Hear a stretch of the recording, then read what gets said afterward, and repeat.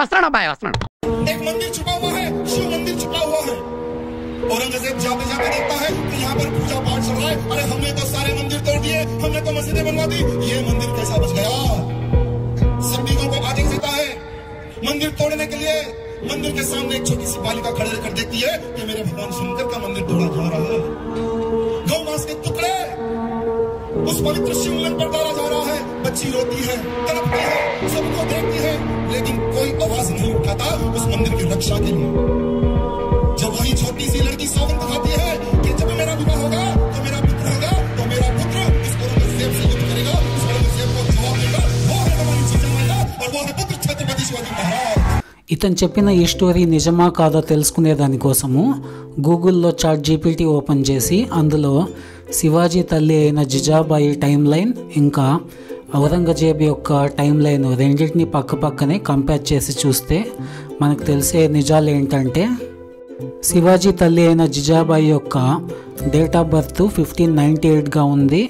ఆమె మ్యారేజ్ 1610 అంటే ఆమెకి 12 సంవత్సరాలు ఉన్నప్పుడే ఆమెకి మ్యారేజ్ అనేది జరిగింది. శివాజీ తల్లి అయిన జిజాబాయికి మ్యారేజ్ అయిపోయిన 8 years తర్వాత అంటే 1618లో ఔరంగజేబ్ జన్మించాడు.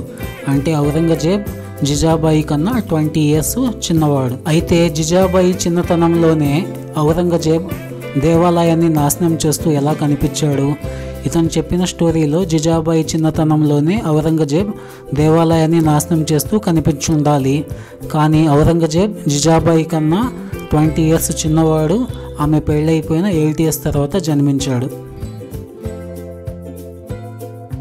ఇతను ఈ స్టోరీ ఎందుకు చెప్తున్నాడంటే హిందూ ముస్లిం అని చెప్పి మత విద్వేషాన్ని రెచ్చగొట్టి ఓట్లు సంపాదించుకోవాలని ప్లాన్. పొలిటీషియన్స్ మత విద్వేషం పెంచే ఇలాంటి ఫేక్ కథలు కాకుండా ఏదైనా ప్రజలకు పనికొచ్చే పనులు డెవలప్మెంట్ చేసి ఓట్లు అడిగితే బాగుంటుంది. అయితే ఔరంగజేబ్ చాలా టెంపుల్స్ నాశనం చేస్తున్నాడు. అందులో Jagannath temple, Vishwanath temple, Somnath temple, Keshava temple, Krishna Janmasthana temple, ఇంకా డక్కన్ రీజియన్లో చాలా చిన్న టెంపుల్స్, నార్త్ ఈస్ట్లో కూడా కొన్ని టెంపుల్స్ నాశనం చేస్తున్నాడు. దాదాపు 200 పైగా టెంపుల్స్ ఔరంగజేబ్ చేత నాశనం కాబడ్డాయి. అయితే శివాజీకి ఔరంగజేబ్కి మధ్యలో ఎలాంటి డైరెక్ట్ బ్యాటిల్స్ అనేవి జరగలేదు. ఇవన్నీ కూడా కొన్ని పొలిటికల్ పార్టీస్ ఓట్ బ్యాంక్ కోసం కల్పించిన కట్టుకథలు. అందులో ఇదొకటి.